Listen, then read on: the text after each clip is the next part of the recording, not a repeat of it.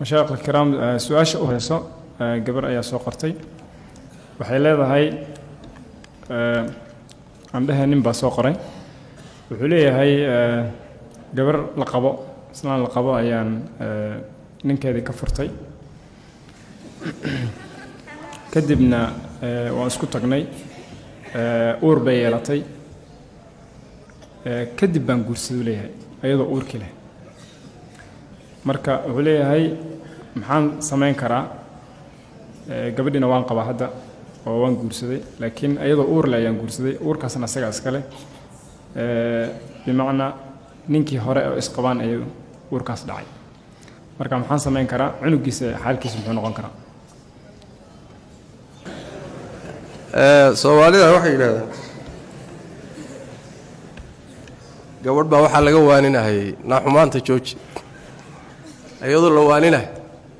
baa waxay tiri ii dhaqsada waa lay fadhiyaa marka wixii caaw dhan laga hadlay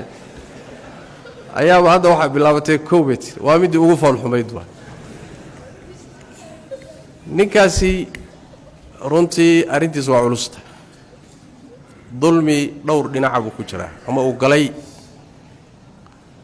faaxishadu markay zina kaligeeda tahay quraanku waad aragteen oo aad buu u weynay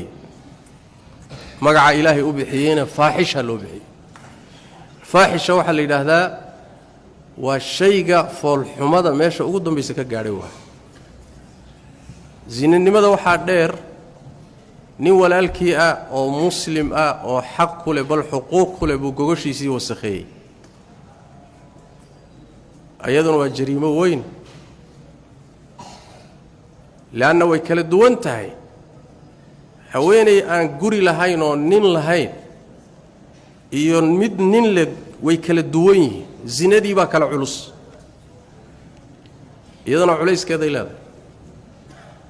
mar kale culayskeeda ay leedahay oo inuu islaantii ka furtay ninkii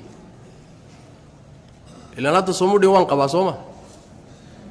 macnaheedu waxa weeye ninkii hore qabay ayuu ka sasabtay oo ka furtay oo markuu banaanka soo dhigayna uu guursaday ayadana waa qodob kale oo guri inuu dumiyo oo ninka xaaskiisa kala hoos baxo ayadana waa jariimo weyn oo ka weyn xoolo la iska dhaco qodobka kale ta wax weeyaan uurkan uu ka hadlayo ee ninku intuu qabay yimid ilmahaasi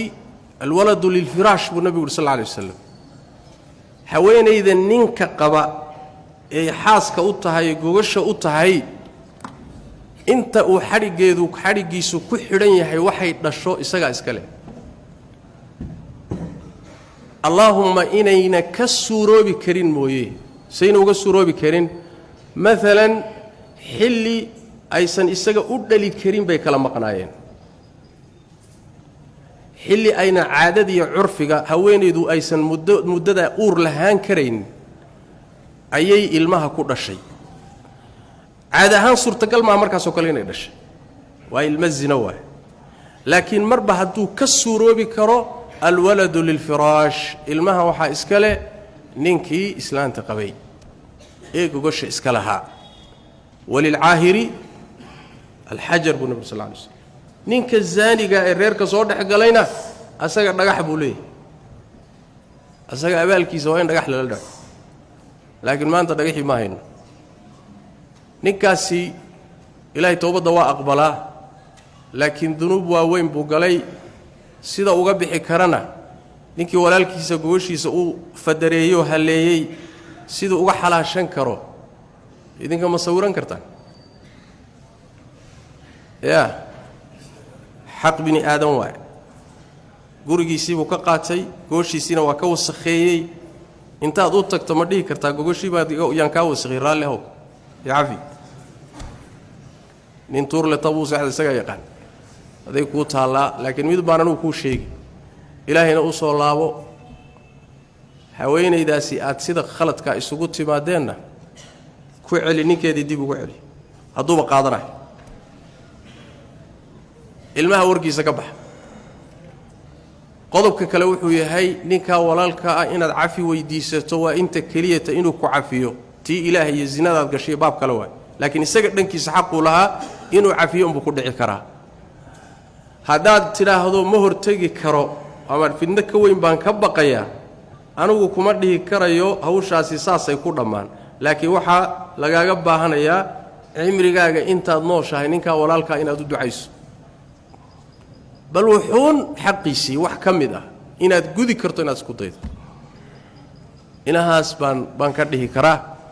waana runtii fasaad aad u weyn waay fasaad aan sahlanayn iyo dembi aad u culus waay wallahu aclam